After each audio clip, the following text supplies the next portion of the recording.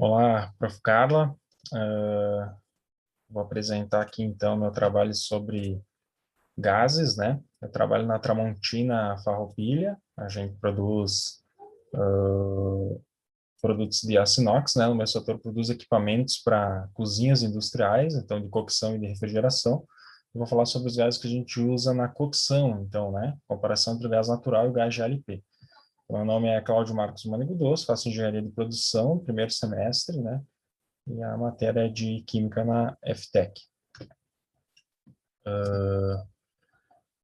Então, a gente produz aí, né, no Brasil são utilizados dois gases para cocção, né, nos restaurantes industriais, né, então é o gás natural, né, e o gás GLP.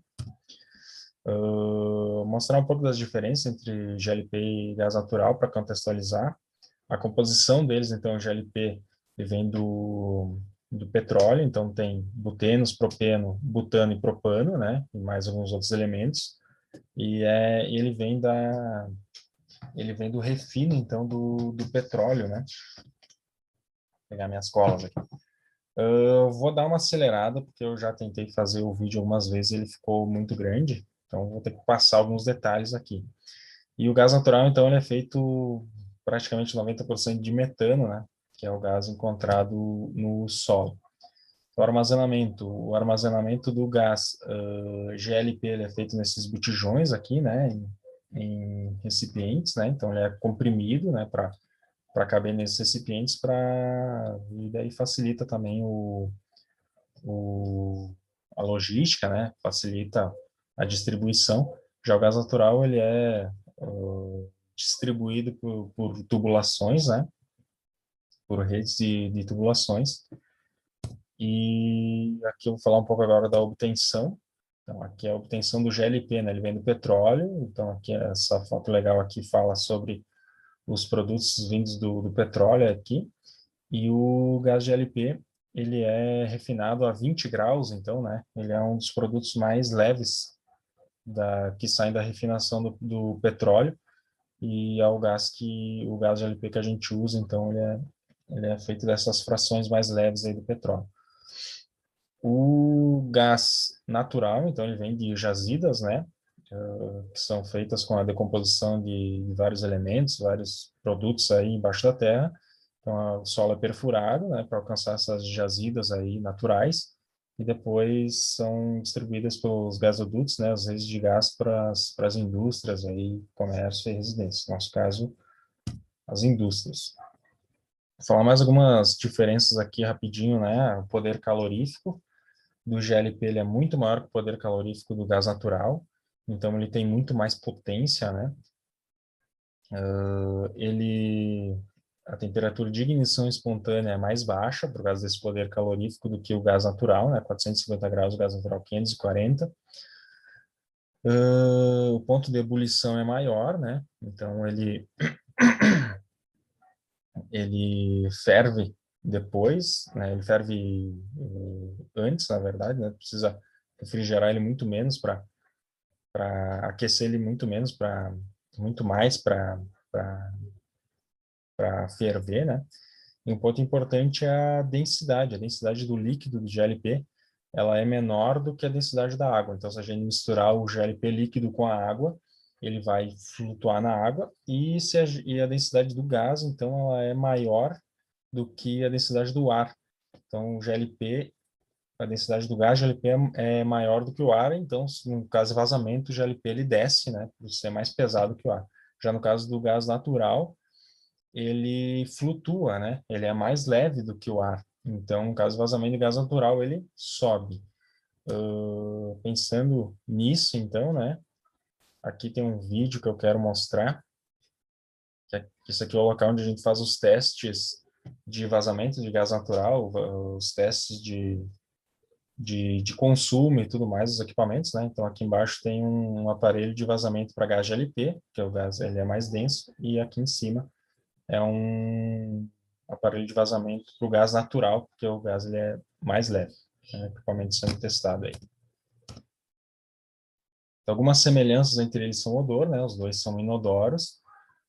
são atóxicos, né? Eles não fazem mal para a nossa saúde, porém eles asfixiam. Por isso, então, é colocado um cheiro ali, basicamente de enxofre, para a gente conseguir identificar facilmente que o gás está vazando, né? Para evitar essa asfixia, né?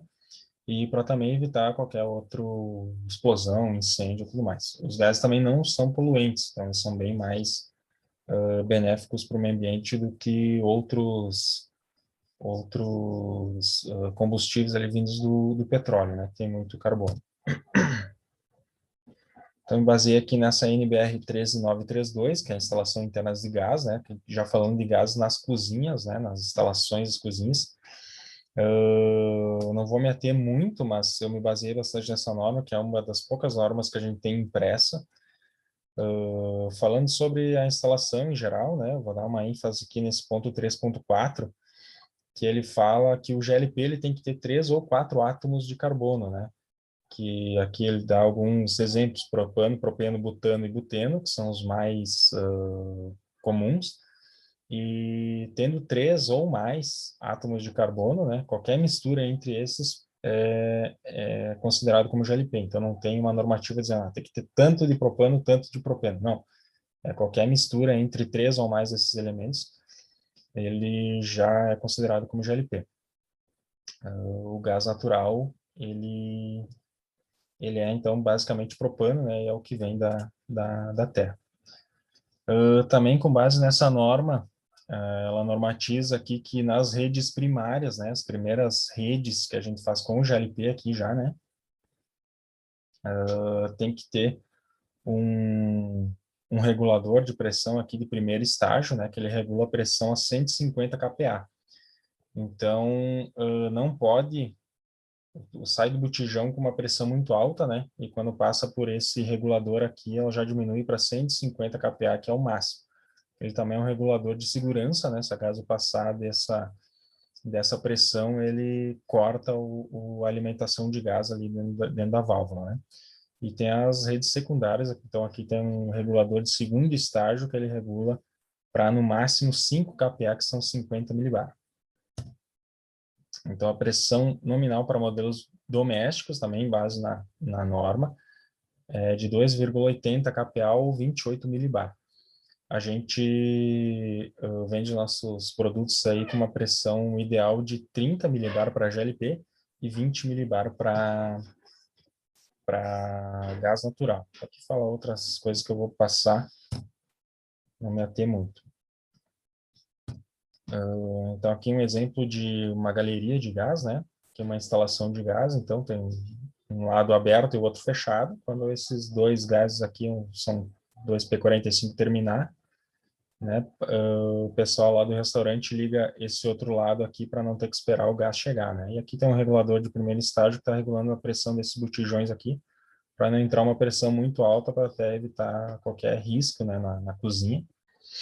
E também, outra coisa que a gente tem a falar aqui é como o gás é comprimido aqui no botijão, né? Aqui embaixo ele está em fase líquida, o gás está em fase líquida, enquanto aqui em cima ele está evaporando. Ele está em fase gasosa, né? E é essa parte gasosa que a gente consegue utilizar. Então, se a gente tem muita vazão lá, tem muito produto, a gente às vezes, tem que aumentar o tamanho do botijão, né? Porque ele não dá conta. O único gás que a gente pode utilizar é o gás o GLP, né? Que a gente pode usar em formato gasoso. O formato líquido a gente não consegue utilizar numa cozinha, ele é muito frio, né? E não queima. Então, dependendo do tamanho da cozinha, tem que aumentar o tamanho dos botijões. Então, aqui a pressão na operação do GLP é de 25 a 35 milibar, 30 milibar é a pressão nominal, e do gás natural 20. Então, no GLP a gente tem que instalar bicos de injeção com furos menores para garantir que essa pressão aumente, enquanto no gás natural, esses bicos de injeção, os furos têm que ser maior para a pressão ser menor, né? Em comparação ao GLP aqui, para causar aquela mesma chama bonita, né? Então, na hora do projeto, a gente tem que mudar os bicos conforme o tipo do gás para garantir aquela mesma potência de uma boca de um fogão, por exemplo. E a regulagem do oxigênio, então, para fazer essa mistura na hora da queima, né, do gás, tem que ser menor para o GLP, porque como é mais pressão, está saindo menos gás, vai vir menos oxigênio também para fazer a mistura e ter aquela chama homogênea. No gás natural, tem que ter mais oxigênio na saída. Então aqui eu tenho o vídeo do que seria uma chama perfeita, né? Não dá para ver muito bem, mas a chama ela tem uma leve curva aqui do ladinho, que garante que a gente conseguiu fazer os testes, né, de consumo, teste de potência, e essa chama bonita aqui azul, não dá para ver muito bem por causa da claridade, mas ela tem uma leve curvatura aqui na chama que sai da boca. Esse outro vídeo aqui, eu estou mostrando a abertura do ar aqui embaixo, né? Então aqui o gás vem pela tubulação, aqui tem um bico, logo aqui depois dessa tubulação, e essa aqui é uma bucha que regula a entrada do ar, então ela pode subir ou descer, né? E essa altura de ar ideal para fazer a mistura, né? Para queima, e a chama ficar desse jeito que a gente viu antes, né? Eu vou mostrar aí. Então aqui tem a altura de abertura de ar, né? Ideal. Então vou abrir a boca aqui e ela vai fazer essa chama que tem uma leve curvatura aqui na chama na lateral aqui. E ela é uma chama azul, né? Uma chama toda parelha, né? A gente vê que não tem uma chama que está fazendo uma queima que seria ideal. Então nesse outro vídeo aqui eu vou exemplificar como a chama fica com todo o ar fechado, né? Então aqui essa bucha eu fechei toda ela, então não tem nenhuma entrada de ar significante, né? E aí quando eu acender aqui a boca, ela já vai ter algumas partes amarelas aqui nas pontas, né? Porque não tem muito ar, né? Então a mistura não está sendo homogênea de ar e gás. Então na queima ela está liberando mais carbono, ali está liberando mais resíduos, né? E esse outro vídeo aqui eu fiz o vídeo com o ar todo aberto, ó, botei a bucha lá para cima, então está entrando todo o ar possível, né? Como é gás natural, menos pressão, então não vai ter muita diferença, mas com a entrada de mais gás, aqui a chama ela tá menos curva, tá mais reta, né? Ela tá mais reta. Então com a entrada de mais oxigênio, essa pressão aumenta, né? Essa quantidade de gás ali, né? Tanto o gás natural nesse caso quanto o oxigênio, ela é maior, né? Se eu tivesse como abrir mais o gás, a gente ia ver um exemplo que ela ia começar a falhar, a chama ia começar a falhar. E a mistura também não estava correta, né?